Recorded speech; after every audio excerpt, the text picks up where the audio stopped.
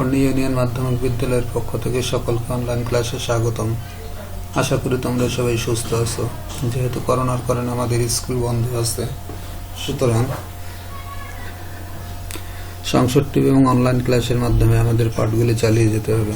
তা আজ আমি নবম দশম শ্রেণীর পদার্থ বিজ্ঞানের দ্বিতীয় অধ্যায়ের 2টি সৃজনশীল প্রশ্নের সমাধান করব। আশা করি তোমরা সবাই মনোযোগ সহকারে ক্লাসটি দেখবে। তো চলো আমরা সরাসরি আমাদের ক্লাসে প্রবেশ করি।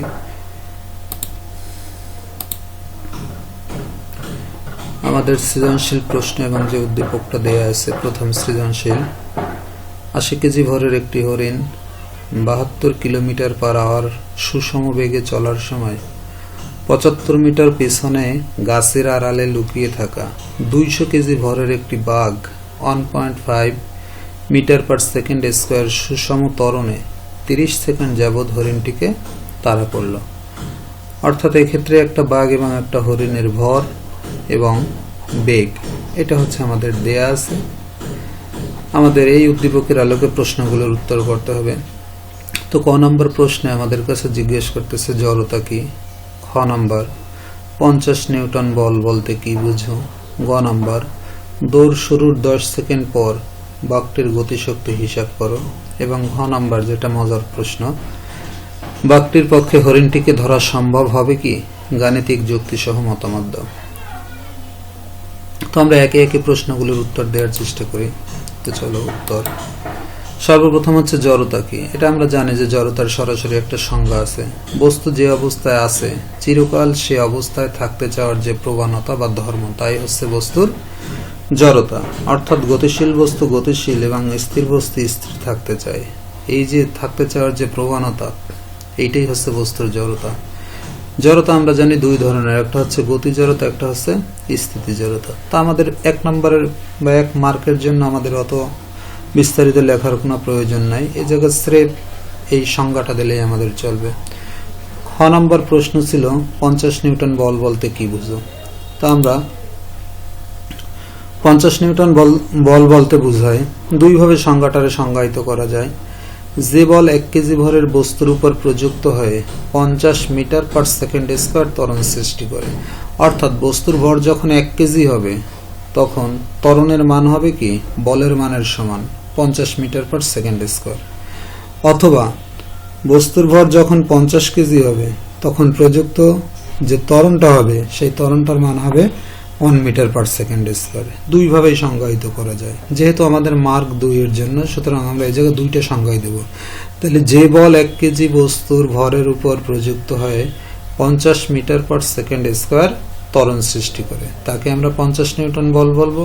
অথবা যে বল 50 কেজি ভরের বস্তুর উপর প্রযুক্ত হয়ে 1 মিটার পার সেকেন্ড স্কয়ার ত্বরণ সৃষ্টি করে, তাকেও আমরা কি বলবো, 50 নিউটন বল বলবো।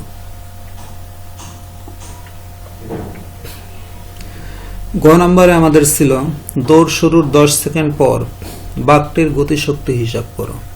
অর্থাৎ বাঘের গতিশক্তি হিসাব করতে হবে। তাহলে বাঘটার যদি গতিশক্তি হিসাব করতে হয়, আমরা জানি গতিশক্তি ইকে সমান হচ্ছে হাফ mv স্কয়ার।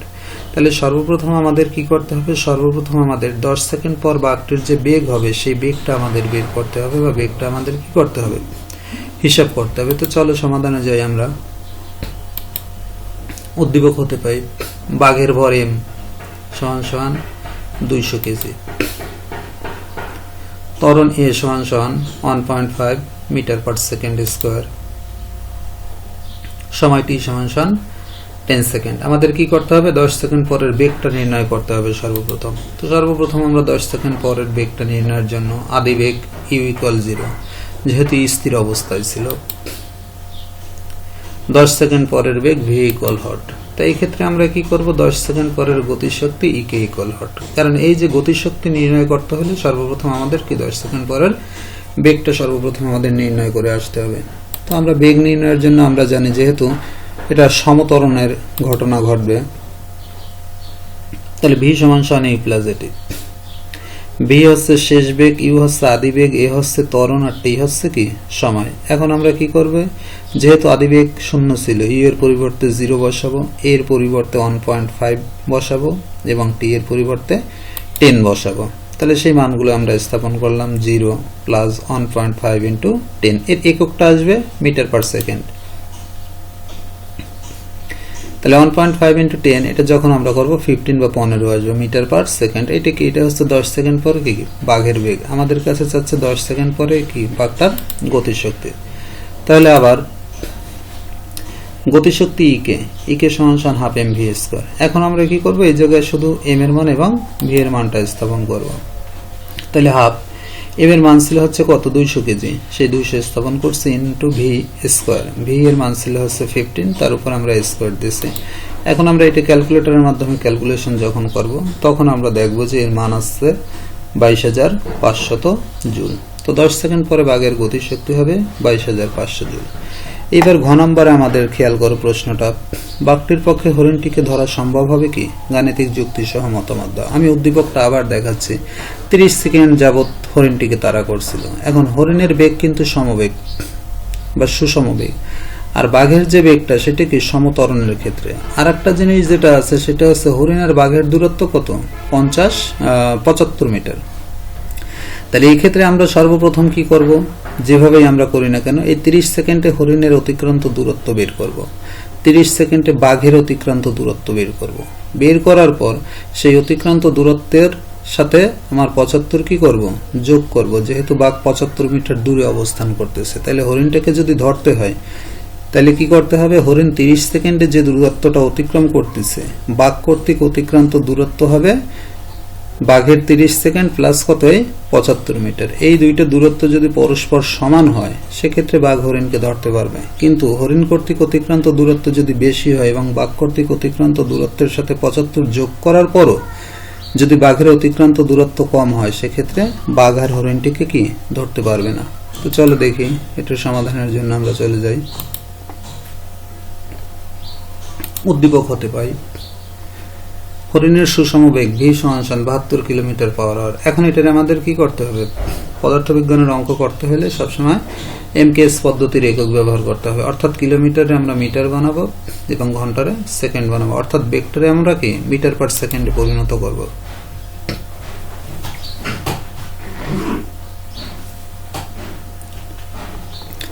সেক্ষেত্রে মিটার পার সেকেন্ডে পরিণত করার ক্ষেত্রে 72 কিলোমিটার মানে হচ্ছে 72,000 মিটার। অর্থাৎ কিলোমিটারে যখন মিটার বানাবো 1000 দ্বারা কি করব, গুণ করব, এবং ঘন্টারে যখন সেকেন্ড বানাবো 3600 দ্বারা কি করব, ভাগ করব। অর্থাৎ উপরে আসবে 72,000 আর নিচে আসবে কত, 3600। এইভাবে আমরা কিন্তু কিলোমিটার পার আওয়ারকে কি করব, মিটার পার সেকেন্ডে পরিণত করব। বাঘের আদিবেগ ইকুয়াল 0 মিটার পার সেকেন্ড। বাঘের সুষম ত্বরণে সমান 1.5 মিটার পার সেকেন্ড স্কয়ার। সময়টি ইকুয়াল কি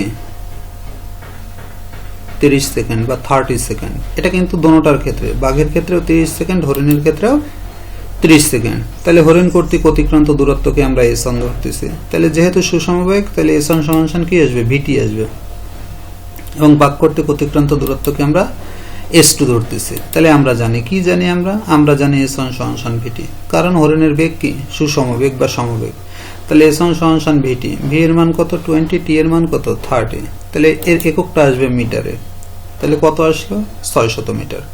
অর্থাৎ 30 সেকেন্ডে হরিণ কত মিটার দূরত্ব অতিক্রম করছে, 600 মিটার দূরত্ব অতিক্রম করছে। এখন বাঘ কর্তৃক 30 সেকেন্ডে অতিক্রান্ত দূরত্বের সাথে 75 যোগ করার পর যদি 600-র চেয়ে বেশি হয় তাহলে কি হবে, হরিণটিকে ধরতে পারবে, অথবা 600 সমান হলেও ধরতে পারবে। কিন্তু কোনো ক্রমে 600-র চেয়ে যদি কম হয় সেই দূরত্বটা তাহলে কিন্তু বাঘ হরিণকে ধরতে পারবে না। আবার এখন আমরা কি করব, s2 যেহেতু সমতরণ, তাহলে s2-র ক্ষেত্রে আমরা জানি s সমান হচ্ছে ut plus half of at square. এখন বাঘের কর্তৃক যে আদিবেগটা শূন্য আসবে, আমরা এই মানগুলি স্থাপন করব। তাহলে u এর পরিবর্তে 0, t এর পরিবর্তে 30, হাফ a হচ্ছে 1.5, t স্কয়ার 30 স্কয়ার। এর এককটাও আসবে হচ্ছে কিসে, মিটারে। এখন এই শূন্যর সাথে 30 গুণ করলে অবশ্যই কি আসবে, শূন্য আসবে। ক্যালকুলেশনের মাধ্যমে আমরা যে মানটা পাচ্ছি সেই মানটা আসছে কত, 675 কি মিটার। এইটা কি, এইটা হচ্ছে কি বাঘ কর্তৃক অতিক্রান্ত দূরত্ব। তাহলে বাঘ গেল কত মিটার, 675 মিটার। হরিণ গেছে কত মিটার, 600 মিটার, কিন্তু হরিণ কিন্তু আগের থেকে 75 মিটার অগ্রসর রয়েছিল, তাই তো? তাহলে হরিণের এই দূরত্বের সাথে 75 কি করতে হবে? যোগ করতে হবে। তাহলে হরিণ আর বাঘের মোট দূরত্বটা পাওয়া যাবে। হরিণটি ধরতে হলে বাঘটিকে মোট যে দূরত্ব অতিক্রম করতে হবে তা হচ্ছে s1 প্লাস কত? 75। s1 প্লাস 75, যেটা বলছিলাম যে বাঘ কর্তৃক অতিক্রান্ত দূরত্ব হবে হরিণ কর্তৃক অতিক্রান্ত দূরত্বের সাথে 75 যোগ করার পর আমরা যেটা পাবো সেটার কি সমান অথবা কি বেশি। তাহলে সেক্ষেত্রে আসছে কত? 75 মিটারের সাথে 600 মিটার যোগ করলে 600 তো কত? 75 মিটার। এখন খেয়াল করো যে দেখো যে এই জায়গাও কিন্তু 675 মিটার আর বাঘ কর্তৃক অতিক্রান্ত দূরত্বও কত? 675 মিটার। তাহলে কি হবে? তাহলে হরিণ কিন্তু অবশ্যই বাঘটাকে ধরতে পারবে। এই জিনিসটা খেয়াল করবে যে হরিণ অবশ্যই বাঘের সামনে থাকবে, পিছনে তো আর থাকবে না। তাহলে সামনে যতটুকু থাকবে হরিণ কর্তৃক অতিক্রান্ত দূরত্বের সাথে সেই দূরত্বটা আমরা কি করব? যোগ করব। যোগ করার পর আমরা দেখব যে বাঘ কর্তৃক অতিক্রান্ত দূরত্ব আর সেই দূরত্ব পরস্পর কি সমান হচ্ছে কিনা। তাই এই ছিল হচ্ছে আমাদের প্রথম সৃজনশীল প্রশ্ন। এখন আমরা দ্বিতীয় সৃজনশীল প্রশ্নের সমাধানে চলে যাব সরাসরি। তাহলে এখানে এখন আছে ফর্মালিটির জন্য। তাহলে এখানে s2 = s2 প্রাইম, অতএব বাঘটির পক্ষে হরিণটিকে কি ধরা সম্ভব হবে। তো আমরা এর পরের সৃজনশীলে চলে যাই। সুন্দর একটা চিত্র, একই ধরনের একটা বিড়াল, একটা ইঁদুর আর একটা রুটি। দূরত্ব দেয়া আছে, এ বি এর দূরত্ব হচ্ছে 9, বি সি এর দূরত্ব কত? 16। আচ্ছা, এর সাথে আমাদের একটু বর্ণনাও দিয়েছে। বর্ণনাটা হচ্ছে সি অবস্থানে রক্ষিত রুটি সংগ্রহ করার জন্য একটি ইঁদুর বি অবস্থান হতে 0.4 মিটার পার সেকেন্ড সমবেগে চলছে। আগেরটার মতো কিন্তু এই অবস্থানে বসে থাকে একটি বিড়াল ইঁদুরকে লক্ষ্য করলো এবং ইঁদুরটির আগেই রুটিটি সংগ্রহ করার জন্য এক্ষেত্রে একটু ব্যতিক্রম করছে। আমরা জানি সারা জীবন হচ্ছে বিড়ালে ইঁদুর ধরে, কিন্তু এখানে বিড়াল কি রুটি সংগ্রহ করতে চাচ্ছে ইঁদুরের আগে, এবং ইঁদুরটির আগেই রুটি সংগ্রহ করার জন্য 0.2 মিটার পার সেকেন্ড স্কয়ার সমতরণে একই রাস্তা বরাবর ছুটতে থাকলো। দেখো একই জিনিস কিন্তু আগেরটা আর এইটা। তাহলে আশা করি যে এটাও তোমরা পারবা। খ নাম্বার হচ্ছে মৌলিক রাশি কাকে বলে। খ নাম্বার বেগের পরিবর্তন না হলে ত্বরণ থাকে না, ব্যাখ্যা করো। মৌলিক রাশি কাকে বলে, এই জায়গায় আমরা সরাসরি মৌলিক রাশির সংজ্ঞা প্রদান করব। বেগের যদি পরিবর্তন না ঘটে তাহলে কি কোনো ত্বরণ থাকে না, এটা আমরা ব্যাখ্যার মাধ্যমে বুঝাবো। বি অবস্থানে পৌঁছাতে বিড়ালটির কত বেগ প্রাপ্ত হবে, অর্থাৎ এই বিড়ালটা যখন বি অবস্থানে পৌঁছাবে তখন বিড়ালের বেগ কত হবে সেটা আমাদের বের করতে হবে। ঘ নম্বর বলতেছে বিড়ালটির পৌঁছানোর পূর্বে ইঁদুরটির পক্ষে রুটিটি সংগ্রহ করা সম্ভব হবে কিনা তা গাণিতিক বিশ্লেষণের সাহায্যে মতামত দাও। তো সর্বপ্রথম আমরা মৌলিক বলের সংজ্ঞা চলে যাব, বা মৌলিক রাশি বল না, মৌলিক রাশি। তাহলে যে সকল রাশি স্বাধীন বা নিরপেক্ষ বা যেগুলি অন্য রাশির উপর নির্ভর করে না বরং অন্যান্য রাশি এদের উপর নির্ভর করে তাদেরকে কি বলে? মৌলিক রাশি বলে। তাহলে যে সকল রাশি স্বাধীন বা নিরপেক্ষ, যেগুলো অন্য রাশির উপর নির্ভর করে না বরং অন্যান্য রাশি এদের উপর নির্ভর করে তাদেরকে কি বলে? মৌলিক রাশি বলে। খ নাম্বার এবার আমরা কি করব? খ নম্বরে আমরা দেখাবো যে বেগের পরিবর্তন না হলে কি কোনো ত্বরণ থাকে না। তাহলে সময়ের সাপেক্ষে বেগের পরিবর্তন হার তথা একক সময়ে বেগের পরিবর্তনই কি? ত্বরণ। আমরা জানি সময়ের সাথে বেগ বৃদ্ধির হার এই আমরা সচরাচর ত্বরণ বলি। এখন সবসময়ের জন্য যে বৃদ্ধি পাবে তা না, ত্বরণ যখন ঋণাত্মক হয় সেটারই আমরা মন্দন বলি। অর্থাৎ এই ক্ষেত্রে আমরা বৃদ্ধি না বলে কি বলতেছি? পরিবর্তন বলতেছি। বৃদ্ধিও পেতে পারে, হ্রাসও পেতে পারে। তাহলে সময়ের সাপেক্ষে বেগের পরিবর্তনের হার তথা একক সময়ে বেগের পরিবর্তনকে কি বলে? ত্বরণ বলে। অর্থাৎ ত্বরণ এ সমান সমান কি? এ সমান সমান হচ্ছে বেগের পরিবর্তন ভাগ কি? সময়। এখন আমরা কি করতেছি? এখন আমরা বেগের পরিবর্তনকে ডেল ভি এবং সময়কে আমরা কি করতেছি? ডেল টি এর মাধ্যমে প্রকাশ করতেছি। এখন বেগের পরিবর্তন না হলে, অর্থাৎ বেগের যখন কোনো পরিবর্তন না হবে তখন ডেল ভি ইকুয়াল কি? 0। তাহলে সেক্ষেত্রে পাচ্ছে কি? সেক্ষেত্রে ত্বরণ এ সমান সমান 0 ডিভাইডেড বাই কি? Del t. তাহলে 0 বাই ডেল টি অর্থাৎ কি? 0। অর্থাৎ ত্বরণ কি? 0। আর ত্বরণ 0 মানে কি? ত্বরণের কোনো পরিবর্তন হয় না বা কোনো কি? ত্বরণই থাকে না। সুতরাং বেগের পরিবর্তন না হলে ত্বরণ থাকে না। সুন্দর একটা ব্যাখ্যা, 2 মার্কের জন্য আমাদের। এবার গ নম্বর আমরা যেটা করব, বি অবস্থানে পৌঁছাতে বিড়ালটি কত বেগ প্রাপ্ত হবে। এখন এর জন্য আমরা উদ্দীপকটি পুনরায় আবার পড়ে এসেছি। বিড়াল কি ছিল? এই অবস্থানে বসে থাকা একটি বিড়াল ইঁদুরটিকে লক্ষ্য করলো এবং ইঁদুরটির আগে রুটিটি সংগ্রহ করার জন্য 0.2 মিটার পার সেকেন্ড স্কয়ার সমতরণে একটি রাস্তা বরাবর চলতে থাকলো। এইবার হচ্ছে এ বি এর দূরত্ব কত? 9 মিটার। আমাদের বের করতে হবে যে এই যখন বি অবস্থানে পৌঁছাবে তখন বিড়ালটার বেগ কত হবে। তাহলে দেয়া আছে কি? দেয়া আছে বিড়ালের আদি বেগ ইকুয়াল 0 মিটার পার সেকেন্ড। এই হতে বি অবস্থানের যেতে স্মরণে এর সমান হচ্ছে 9 মিটার বা দূরত্ব যেটা সেইটা। বিড়ালের ত্বরণে সমান 0.02 metre per second square. B অবস্থানে বিড়ালটির বেগ তথা শেষ বেগ ভি ইকুয়াল হট। এখন আমরা কি জানি? আমরা জানি এখন কোন সূত্র অ্যাপ্লাই করবে সেটা কিন্তু আসলে এই পদার্থবিজ্ঞানের সূত্র কিন্তু একাধিক আছে আমাদের গতি অধ্যায়ে, কিন্তু আমাদের দেখতে হবে যে আমাদের যে মানগুলো দেয়া আছে সেই মানের মাধ্যমে যে সূত্রটা অ্যাপ্লাই করা যায় সেইটাই কিন্তু আমরা করব। আমরা কি সূত্র দিয়েছি? আমরা কিন্তু একাধিক সূত্র জানি যে ভি সমান কি ইউ প্লাস কি এটি, ভি সমান হচ্ছে ইউ প্লাস এটি। তাহলে ভি সমান ইউ প্লাস এটি, কিন্তু আমি তো টি এর মান জানি না, সুতরাং ওই সূত্র থেকে কিন্তু আমার ভি বের করা যাবে না। তাহলে অন্য যে সূত্রটা আছে সেই সূত্রটা আমরা অ্যাপ্লাই করছি, বি স্কয়ার সমান u square plus 2a s, কারণ আমার ইউ এর মান জানা আছে, এ এর মান জানা আছে, এস এর মান জানা আছে। সুতরাং এই সমীকরণে ইউ, এ এবং এস এর মান যখন আমি স্থাপন করব ভি এর মানটা আমার এমনিতে চলে আসবে। তো আমরা তাই করতেছি। তাহলে 0 মিটার পার সেকেন্ড স্কয়ার, যেহেতু ইউ এর মান 0 ছিল, 2 ইন্টু এর মান হচ্ছে 0.02 metre per second square into s এর মান কত? 9। তাহলে এটা শূন্য হয়ে যাবে এই সাইডের এই গুণফলটাই, যেহেতু ইউ শূন্য এই কারণে 0 মিটার পার সেকেন্ড স্কয়ার 0 এর বর্গ করলে তো 0, তাহলে এই সাইডের গুণফল যেটা সেইটাই আমরা চলে আসতেছি। তাহলে কত আসতেছে আমাদের মানটা? 0.36 metre per second. Metre per second এককটা ই গেছে আমাদের ভি স্কয়ার, যেহেতু হ্যাঁ metre square per second square, হ্যাঁ ভি স্কয়ার আছে এখন। এই যখন সিঙ্গেল ভি করব তখন এটা ঠিক হয়ে যাবে। তাহলে ভি সমান কত? ভি সমান √0.36 metre square per second square. এটা যখন আমরা বর্গমূল করব তখন আসবে কত? 0.6 মিটার পার সেকেন্ড। এটাই হচ্ছে কি আমাদের উত্তর। এখন এটার গয়ের জন্য আমরা যে কাজটা করব সেই কাজটা কি? সেই কাজটা হচ্ছে বিড়ালটির পৌঁছানোর পূর্বে ইঁদুরটির পক্ষে রুটিটি সংগ্রহ করা সম্ভব হবে কিনা গাণিতিকভাবে কি করো? বিশ্লেষণ করো। এখন আমাদের এই ক্ষেত্রে দেখতে হবে যে এই যে দূরত্বটা, এই দূরত্বটা অতিক্রম করতে 9 মিটার আর কত মিটার? 16 মিটার।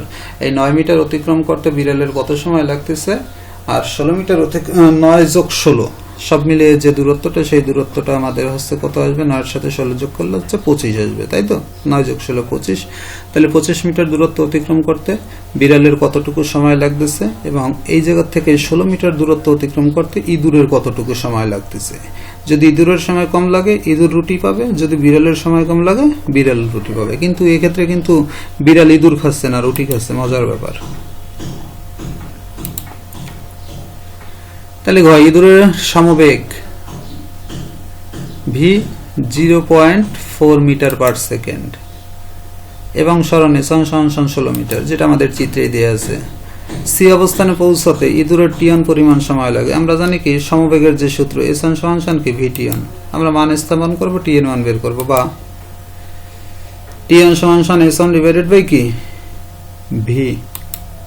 এস1 এর মান আমরা স্থাপন করলাম 16 মিটার, আর ভি এর মান কত? 0.4 মিটার পার সেকেন্ড। ক্যালকুলেটরের মাধ্যমে আমরা যখন করতেছি দেখতেছি আমার কত সেকেন্ড সময় লাগতেছে। ইঁদুরের জন্য সময় লাগতেছে হচ্ছে 40 সেকেন্ড। এইবার দেখবো যে বিড়ালের জন্য আসলে কত সেকেন্ড সময় লাগতেছে। এইবার কি করব? মনে করে সি অবস্থানে পৌঁছাতে বিড়ালের টি2 পরিমাণ সময় লাগে। তাহলে বিড়ালের কি? তাহলে বিড়ালের সরণ S2 সমান 9 প্লাস কত? 16, যেটা আমি আগেই বলে এসেছি। তাহলে পদার্থবিজ্ঞানের অঙ্কগুলো খুব মজার অঙ্ক। সমান 25 মিটার। এখন আমাদের দেখতে হবে যে এই 25 মিটার অতিক্রম করতে বিড়ালের কত সময় লাগতেছে। আদিবেগ ইউ ইকুয়াল কি 0 মিটার পার সেকেন্ড, ত্বরণে সমান 0.2 মিটার পার সেকেন্ড স্কয়ার। আমরা জানি এস সমান কি ইউটি প্লাস হাফ অফ এটি স্কয়ার, যেহেতু এখানে S1 S2 আছে এই কারণে হচ্ছে এই জায়গায় S2 আসছে, আর কিছুই না। সূত্র যখন আমরা বলবো আমরা মেইন সূত্রটাই বলবো। তাহলে S2 সমান কি ইউটি2 প্লাস হাফ অফ এটি2 স্কয়ার। আমরা সব কিছুর মান জানি, সুতরাং আমরা কিসের মান? সহজেই আমরা কিন্তু টি2 এর মান কি করতে পারবো? বের করতে পারবো। এই জায়গা থেকে আসতেছে তাহলে 0 এর সাথে t2 গুণ করলে হচ্ছে 0 চলে আসছে, তাহলে half of a t2 square. তাহলে এই s2 এর পরিবর্তে কত, s2 এর পরিবর্তে কত 25।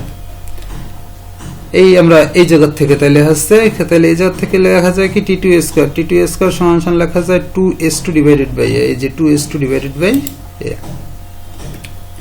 তাহলে t2 সমান সমান কত, √2s2 ডিভাইডেড বাই, মানটা একদম শেষে স্থাপন করছি আমি। তাহলে এইবার আমরা কি করতেছি, 2 ইনটু s2 এর মান কত 25, এর মান হচ্ছে 0.02 মিটার পার সেকেন্ড স্কয়ার। ক্যালকুলেটরের ব্যবহারের মাধ্যমে আমরা দেখতেছি কত সেকেন্ড, 50 সেকেন্ড সময় লাগতেছে। কার সময় লাগতেছে, বিড়ালের। তাহলে ইঁদুরের সময় লাগতেছে 40 সেকেন্ড, আর বিড়ালের সময় লাগতেছে কত সেকেন্ড, 50 সেকেন্ড। তাহলে কি ধরা সম্ভব হবে, কখনো ধরা সম্ভব হবে না।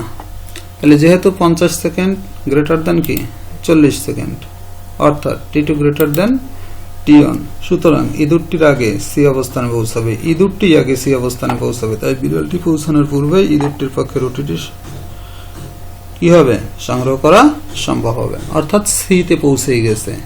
কে পৌঁছাইছে আগে, ইঁদুর পৌঁছাইছে। তাহলে কি বিড়ালের পৌঁছানোর পূর্বে কি হবে, ইঁদুরটির পক্ষে রুটিটি সংগ্রহ করা সম্ভব হবে। তো এইভাবে আমরা পদার্থবিজ্ঞানের গাণিতিক সমস্যার সমাধান করতে পারি।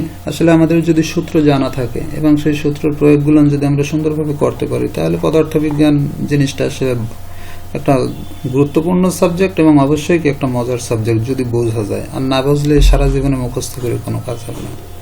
তো তোমরা সবাই ভালো থাকবে, সুন্দর থাকবে, সুস্থ থাকবে এবং নিরাপদে থাকবে, এটাই কামনা করি। আল্লাহ হাফেজ।